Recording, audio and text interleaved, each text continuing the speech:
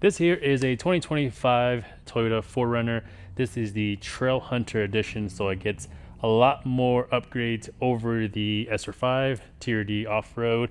But what we've done to it this time around is we've installed the suspension lift kit, wheels, and tires, and this is the end result. So before we get into everything we've done, let's talk about the Trailhunter goodies. So first, this is the iForce Max, so it has the 4-cylinder hybrid engine underneath the hood. You get these really nice Trailhunter headlights. On the driver's side, it will say Trailhunter, and on the passenger side, it'll have the round Trailhunter logo. And you can see here that it comes with the amber DRLs versus the white that Toyota have done in the past. You also get this really nice TRD Pro style grille with the bronze lettering right here. Since this is the Trail Edition, you get the all-around cameras, so cameras underneath the side view mirrors and then in the front as well, so that way you can have a 360 view of the entire vehicle. This is super helpful for both on-road and off-road as well. Since this is the Trailhunter, you have this different bumper piece here. So if you look on a lot of the other versions, the SR5, the TRD Off-Road, the bumper will be more of a standard bumper versus this one where it's more of a high clearance bumper, allowing you to see a little bit more of the tire, so it looks a little more aggressive, and it actually has a little bit more ground clearance as well. On the side as well, these fender flares here are an inch wider than what you would get in the lower trims. So the wheels that come with this is a little bit more aggressive of a wheel versus what you would get in those lower trims as well. Now we'll talk about the wheels and tires in just a little bit. We'll work our way around and then talk about all the upgrades. So down here you'll get some rigid fog lights, rigid light bar as well, and then this lower valence right here is a little bit different on the Trailhunter as well, comparison to the other trims. And then over here we have the Trailhunter snorkel.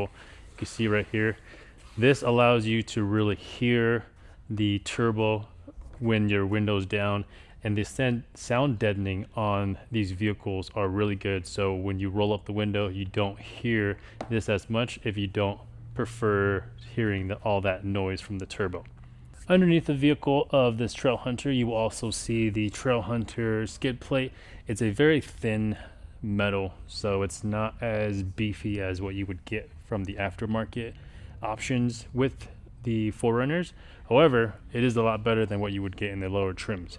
And then also in the rear, you would also get a diff skid as well that will match the same styling and thickness of steel in the front.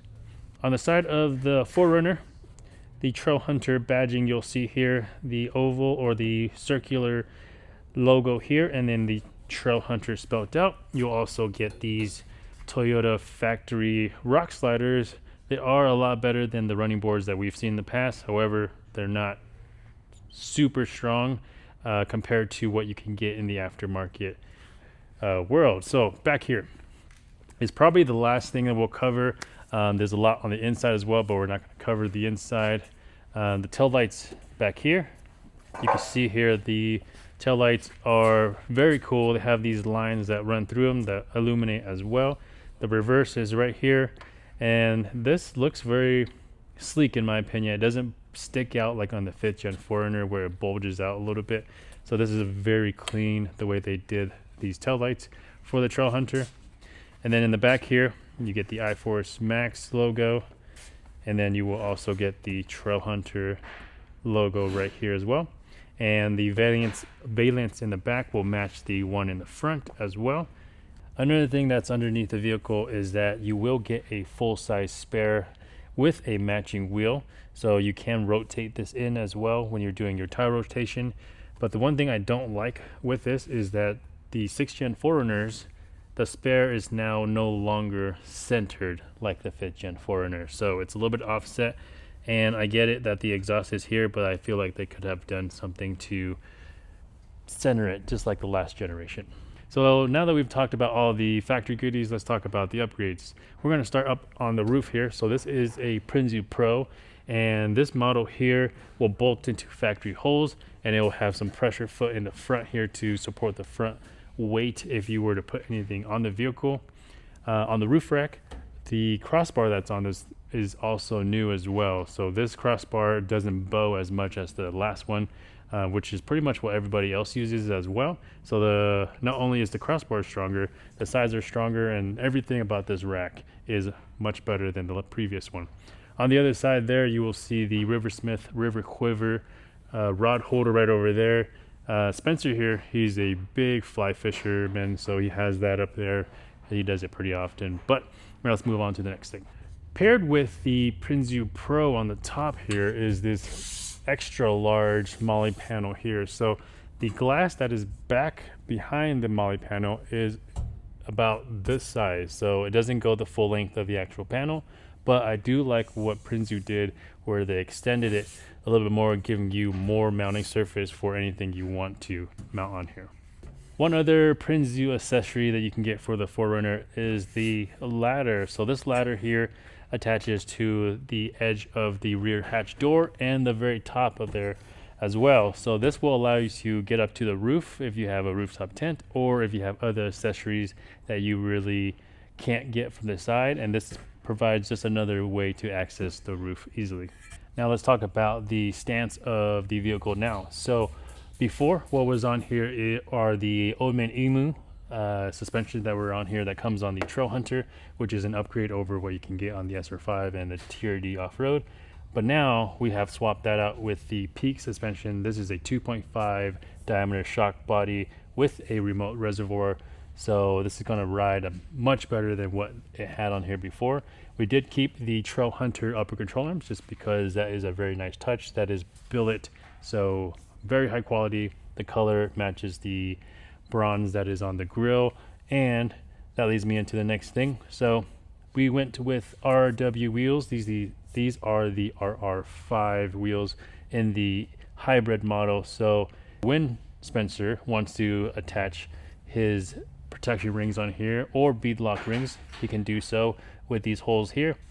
But we have paired these wheels here with the Nitto ridge grapplers. These are the 35 by 12.5 by 17 inch wheel. So we did go down a size, but that's going to give us more rubber, so that way it's going to ride better both on road and off road as well. In the rear, we also have the Peak suspension 2.5 diameter shock body with the remote reservoir to match the front. And currently what we have in the rear for lift is just a Westcott spacer lift that we had lying around. So we put that in here for now. Once Spencer starts to add a little bit more weight to this, which will be pretty soon, we're going to be swapping that spacer out for a actual coil that will support the weight of things that he's going to have in the back and in the front as well. So we'll show you guys down the road once that is all done. But one thing with the wheels too is that the offset is pretty important when you guys are building these out. If you have the Trailhunter with the wider fender flares, you can get a little bit more of aggressive wheel offset, so that way it looks proportionate. Otherwise, you're going to be sticking out a lot more than you want to, and that's going to be an issue with a couple things like slinging. It'll just sling more, so you're going to have more potential damage to your paint, both on the door and then back here on the bumper as well. Back here is not as big of a deal since it is plastic, but on your door where it's metal, you could be chipping your paint and potentially run into rust issues. And then when you go to a bigger size tire like a 35 like this, you will have to remove your mud flaps. So a lot of that's going to play into how much sling you have on the vehicle as well. That is everything that we've done on this vehicle for this time around. If you guys have any questions at all, feel free to give us a call. I'll put our number down in the description and on the screen as well. We are here in Denver, Colorado. If you are local to Colorado, feel free to swing on by and we can help you guys out. But that's going to be it for this video. Subscribe to the channel. We'll see you guys next time.